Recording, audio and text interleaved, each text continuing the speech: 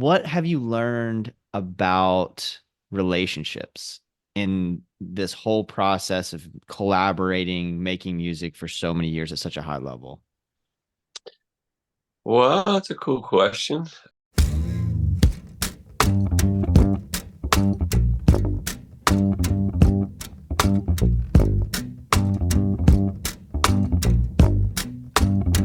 I got lost in confusion.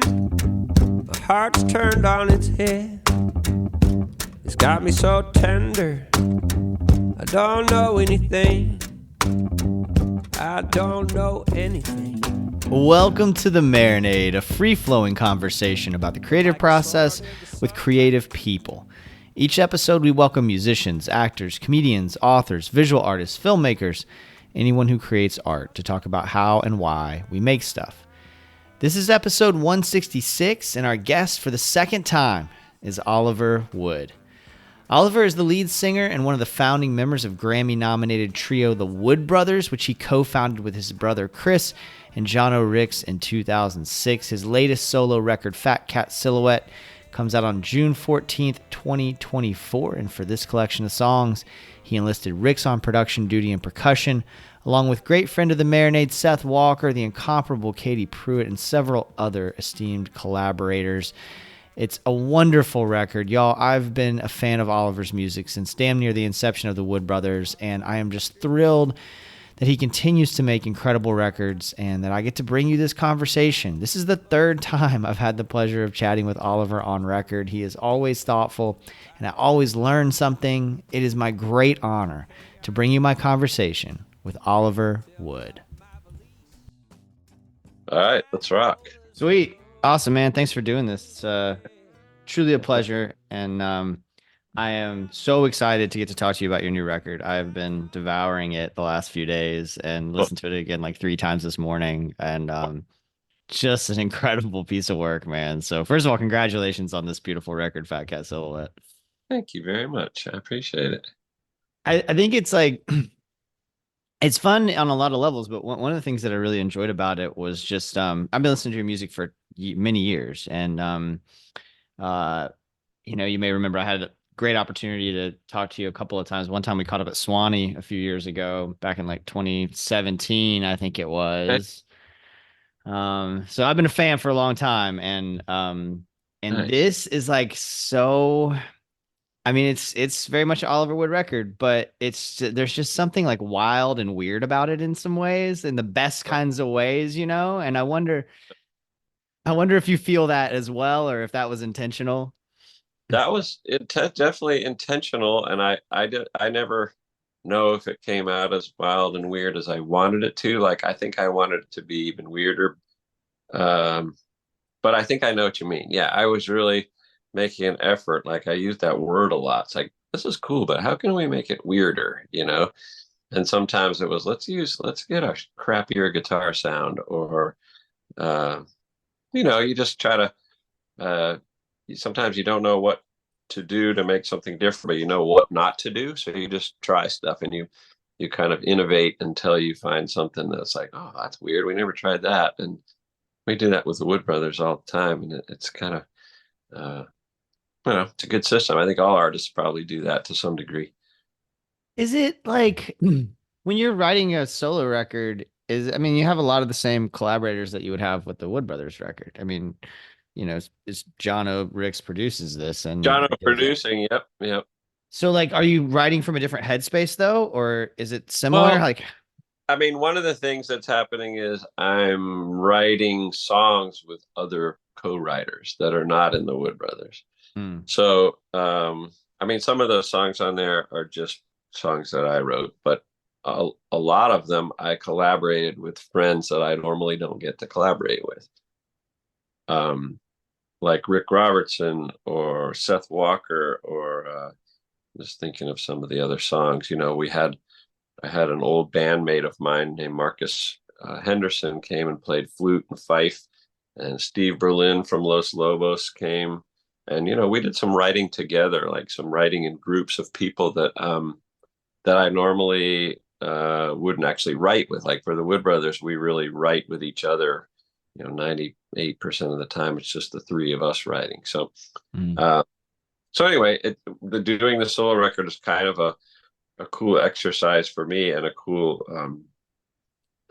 way that I can just collaborate with other people, grow and learn in between Wood Brothers records. And um, so, but another thing about it is I feel like, uh, the Wood Brothers is my bread and butter sort of main project. And when I get to do these solo things, I feel like there's less at stake and I can just kind of experiment. And I think the Wood Brothers are in that frame of mind too, that, what does it matter anymore? We're just trying to make ourselves happy with this music. And that's just what this record was too. It's just like, how is it going to be the most fun to do and to play? Why does it feel like there's less at stake with the solo record? I may have misspoke about that, but I sort of feel like, well, it's not as many people are going to hear it. And also I kind of, um, I don't know. It's just not going to get the big push like a comparative to the Wood Brothers record. Mm-hmm. So, which is fine. It's just like I don't know. It's just sort of an exercise in creativity, sort of. And I think it's healthy for me just to think of it that way, regardless of what the reality Mm. uh, is to think of it in a way that I'm not influenced by outside what anybody thinks. You know what I mean? Yeah. It's like they don't know what to expect, and that's great. So I can just do whatever I want. That's really interesting because when I think about the Wood Brothers, I think about, I mean, I have songs playing in my head right now that I can think of that are like very digestible to a large number of people while at the same time being quirky and weird and Cool. like it's that perfect balance I feel like that y'all strike. Yeah, yeah. um so it is interesting to hear you say that about like, because it feels like in all of your work there is that current of you kind of like not being beholden to how it's going to be received necessarily, but really taking those creative risks and going for it. Well, that's definitely the idea, and I think that none of us, I mean, no matter how creative we may get, it really is. There's certainly a part of our subconscious that's saying, what's this going to sound like when we play in front of our fans? Are they going to like it? Like there's definitely something, at least subconsciously, uh, saying that. But I think there's also a real trust of the audience. And it's like we sort of trust that if we like what we're doing, that people are going to like it. It's kind of, I feel like that's a thing, a universal thing. If you see that an artist is really into what they're doing and they're really enjoying it or feeling it, you can get on board with it somehow. Mm-hmm. So honest, it's just honest, I think. Well, that comes through in speaking of the Wood Brothers, that comes through in the live show. I don't know how many times I've seen y'all now, but north of 10. And Yes. that spirit comes through every single time, which is exciting to hear you say it in that way because it's like it's always incredible. Every time I've ever seen y'all, it's always incredible. Cool. Thank you. Are you going to tour these songs solo? Um, a little bit. There's not a lot of time to do that. Mhm. But I have a few things. I actually just went on a little solo tour last week. Even before the album came out, I was starting to play the songs and selling them out of my uh, merch table. So, but yeah, I'll have a few little tours here and there, but they're really hard to fit in if I want to have a family life at home. Plus, the Wood Mm, Brothers schedule is pretty rigorous, yeah. so it's it's a lot extra. But I'll do a few things here and there. Okay, so that begs a question for me then. Something that I'm interested in when someone has reached your level of acclaim and love from critics and fans, and to have made as many records as you have, and to have played as many shows as you have. What, and you have all these relationships, people like you mentioned Seth Walker, great friend of the show, who's just an incredible artist and incredible guy as well. Yeah. You've got, you've been in this band with the same two guys for a very long time, one of whom is your brother. Yeah. What have you learned about relationships in this whole process of collaborating, making music for so many years at such a high level? Well, that's a cool question. Um, relationships within music. Is that what you mean? Like within the music or just relationships overall? I'm interested in both. I think they overlap, or it's absolutely one thing. But Mm, but mm, I feel like relationships definitely involve a lot of trust, and whether it's music or not. But in the context of music, um, there are people that you play with or collaborate with creatively who, uh, I mean, usually you have some kind of connection that makes you want to collaborate, first of all. mhm, So my friends, whether in the Wood Brothers or other collaborators, are people who I admire musically. They're people who I trust their musical taste and sensibility, mhm, and the I trust their ego is balanced with mine somehow, and I think there's a lot of subconscious trust that goes along with it, where you just have a feeling that I can trust this person, and I can come up with a weird lyric and it won't freak them out, or I can play a weird chord and they'll go, "Oh, that's cool." You know what I mean? yeah. Uh, so definitely the trust part is is big. So you need to have a trust and connection. And Mm, I think that when your close friends, just in actually they don't even have to be close friends, but you might have a neighbor or an acquaintance, and you just get a feeling like that person gets me. We didn't have to have a very short conversation, and mhm. we feel like we're connected and understand each other. Uh, and I think those are somewhat rare, but it's really cool if you're open to it. You can find a lot of those kind of relationships, and some of them end up being really close and intimate, and other ones you're just acquainted with people, but you can still have that warmth and that sort of connection, like that someone understands you. So I think that's the big thing about, like, in relationships with your family or with your friends or with your musician family. You want to be understood, Mm, and mm. want to be, and you knowing that yourself, you also want to be compassionate and help other people be understood, and that's what makes the connection, is when you understand each other and trust each other and enjoy each other. Man, I've been thinking about connection so much lately. I've recently gone through a situation like the bird in Light and Sweet where the the nest was taken from me. Um, So, thanks. But I'm good now. I'm yeah, I'm in a good place about it. But he that song hit me in a very intimate place the very first time I listened to it because I thought it was interesting how you take this, you personify this bird yeah. that like makes this incredibly heavy situation a lot more palatable. Um, and yeah, I wonder if that was something you were aware of at the time, or if how that song evolved. It's a standout for me. Thank you. That's cool to hear that. I never thought of it that way. Uh, uh, I honestly think that the best songs that I feel like I've ever, the songs that I kind of love the most, whether I wrote them or somebody else wrote them, but I think that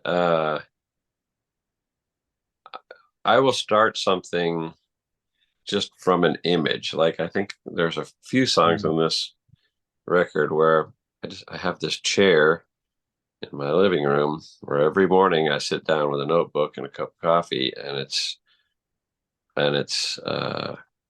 there actually often is a fat cat silhouette in my window. And So, you could start with something very literal and in your scope of vision. And sometimes I think you just need to get started on something. And I feel like the best ones, like I was saying, are ones where there was not really an intention Mm. other than to just sort of follow a story, Mm.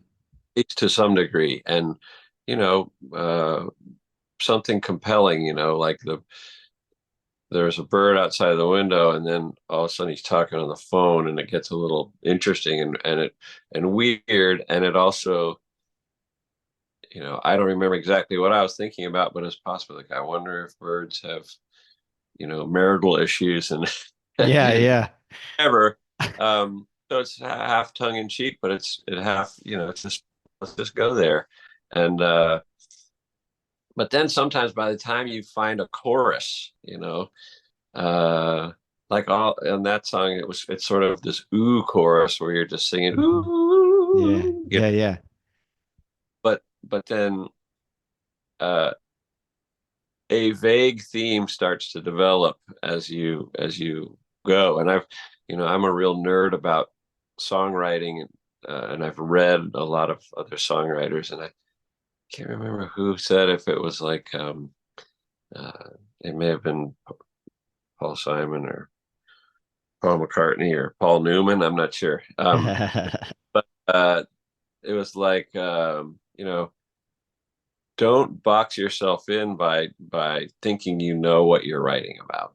Mm. In other, put some trust in your subconscious and just see what comes to you and follow it. I think, this was Paul Simon. It's like to follow the song being written instead of trying to lead it. Like, feel like you're in control. I know what this is about. This is going to be awesome. It's Yeah, more like, what happens next? You know what I mean? And sort of having curiosity. And yeah.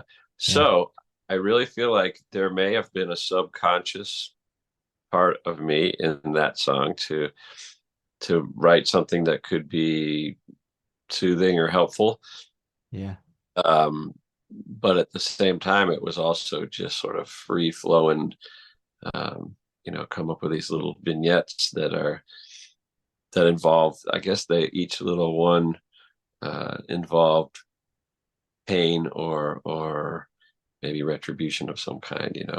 Yeah. And judgment. I remember feeling like, people are going to judge no matter what, Yeah. so uh, maybe that's partly what that's about, is to screw all that. Well, that's great. That the spirit that you just described feels like it is embodied in the song Yo, I Surrender, right? Yeah, Of like following rather than trying to control, just I don't know anything. And yeah, if approaching the page with the attitude of I don't know anything is yeah. incredibly helpful. I was thinking about that yesterday because I'm writing this review from JJ Gray's Blackwater Soul review in St. Augustine that I covered last weekend. And it was an incredible time. But American Aquarium played and Lucero played and Almond Betts band. And I've written about all these bands before. And so I was trying to approach the page of like, okay, how am I going to, yes, it was a different performance than I've seen from any of them before. It's a different setting and so forth. But also, what haven't I said that I can say? And for Right. a long time, like as I was sitting down to the page, I just felt like I was kind of trying to control the narrative Yeah, rather than, unwittingly what I ended up doing was letting go and not consciously, just I can now process as we're talking about this that I finally started to let go and just go, okay, what were you feeling and what were you experiencing? And don't get yeah, so married to like what it's supposed to sound like or what it did sound like, just what was happening, yeah. And then it That's starts to flow. that's not an easy frame of mind to get in on purpose. You know what I mean? Without practicing it. And I think that's really interesting. And uh, yeah, to not judge and just go with how you're feeling.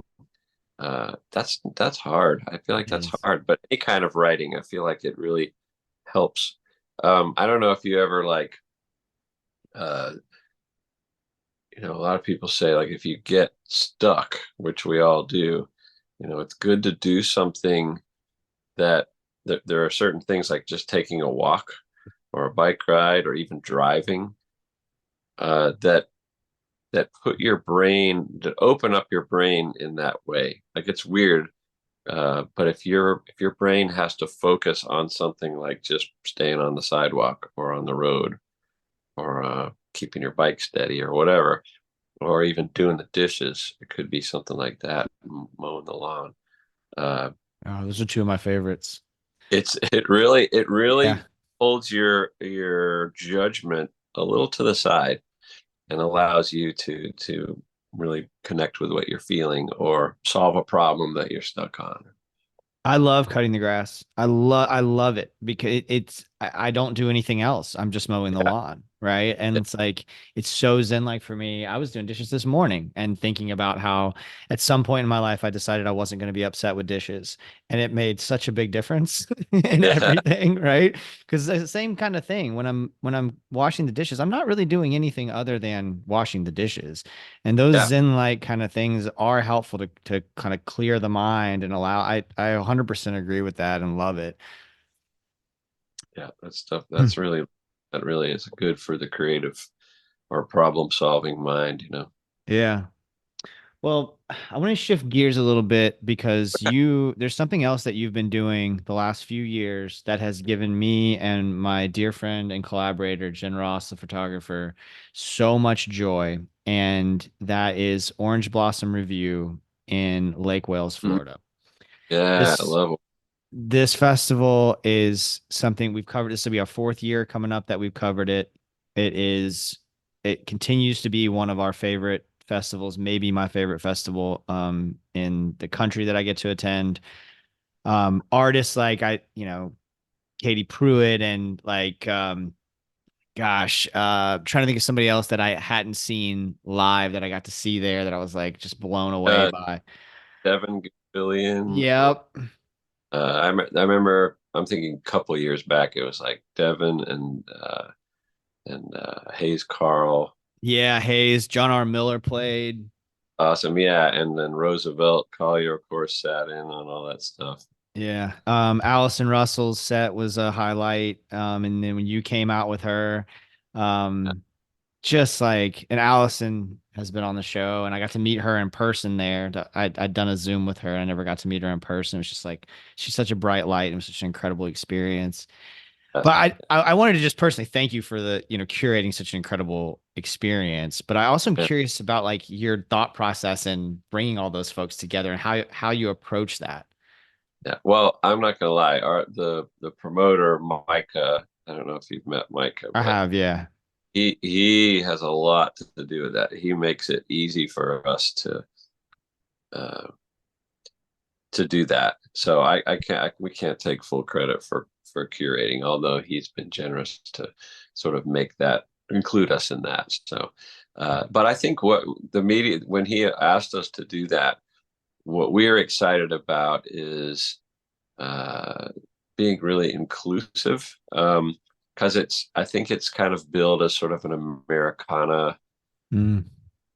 roots kind of festival, and I find that I don't love the word Americana just because uh, I don't know. I don't think it's inclusive.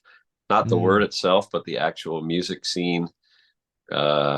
Huh. Sometimes I'm lacking. Like I think American music, for instance, jazz and gospel and blues are things that, and it's not necessarily even that it's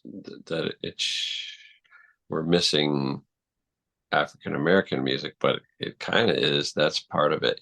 So it was partly trying to keep it diverse. So yeah, you have Hayes Carl, um, who maybe is easier to define as Americana, and he's a master of what he does. So good. But he's also a songwriter, and he also draws from other styles. And I think same with like Allison Russell is an incredible example of somebody like that.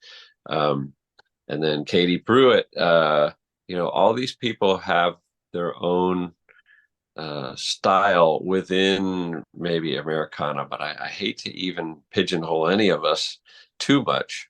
Yeah. Make sure that it's just diverse, So I think that's what that festival has that I love is that is it's really made a point to have diversity in music. Man, that comes through clearly. And I think also another thing that's great about it is there's no scheduling conflict. You get to see everybody.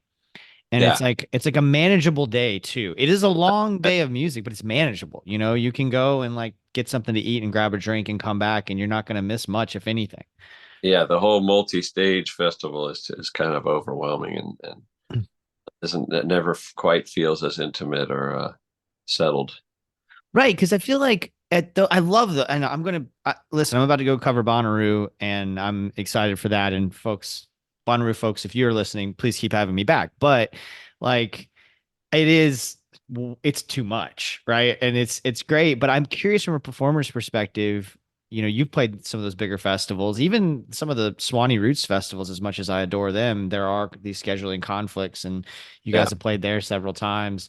Do you approach a set differently? When you have all that kind of stuff going on, are you thinking about competing for, fans? Uh, I don't think so. I think mostly do what you do, but I'm sure, like I said, I think there's a lot of subconscious things that always are going on, and I feel like, yeah, if it's a really loud environment, you probably feel like you need to give it a little extra. So we might write a more rockin' set if there's a lot of stages going on and there is Mm, it does feel like you're competing. And a lot of times you'll just say, all right, we can't do that cool, mellow jam, quiet tune because it's mm, too loud here. It's not going to yeah. work. So it does affect things. Whereas if you have a captive one stage audience, you can kind of be more dynamic. And so, yeah, those Mm. things count. That's cool. I want to honor your time, and this has been incredible, as it always is when I get a chance to talk to you. So thank you. But I'm just curious, at the end, we always end on what we're getting down on. So can you quickly tell me like what you're reading or what you're listening to, something that has you fired up right now, art wise? Man, well, let's see. I just started watching the Stax Records documentary on Okay. Netflix, Okay. which is awesome. Reading Lucinda Williams' book, um, which is, That's on my list. yep, it's fantastic. Um, I'm reading a book called The Myth of Normal, which is not a music book. It's a mind body Mm, uh, connection kind of book that's pretty awesome and slightly scary. Uh, yeah, and what else? I've been listening to Bill Withers. oh, Uh, nice. yeah, it's constantly rotating. Nice. Well, man, this has been such a pleasure. This record is incredible. I can't wait for folks to hear it. Fat Cat Silhouette. It's just absolutely a blast. It had me moving again this morning. I listened to it for like the eighth or tenth time. I was like making breakfast and doing the aforementioned dishes with your songs in my AirPods and just dancing around the kitchen. And it's that kind of a vibe where there's just every single song is a standout. And I'm once again just really, really grateful for your time, Oliver. Thank you. I appreciate you, man. Thank you so much. All right. Well, let's keep doing it. It's a tradition. Yes, sir. That sounds great. And at the worst, I'll see you at Orange Blossom Review this year. Come say hello. I will. All right. Thank you. I don't Take care. know anything. You're surrender. Oliver Wood, y'all. Thank you so much, Oliver. Thank all of you for listening. OliverWoodMusic.com for all things Oliver. TheWoodBros.com for all things the Wood Brothers. The song you're hearing in this episode is Yo, I Surrender from Oliver's Fat Cat Silhouette, which comes out on June 14th, 2024. It's absolutely outstanding, y'all, and I'm really excited for folks to get their ears on it. MarinadePodcast.com for all things The Marinade. Follow us on YouTube, Instagram, TikTok, Reddit, Spoutable, Twitter, Blue Sky, Mastodon, all the things. We're especially active over on Instagram and Twitter. Subscribe and give us a 5-star rating on your podcast app. Tell a friend about the show.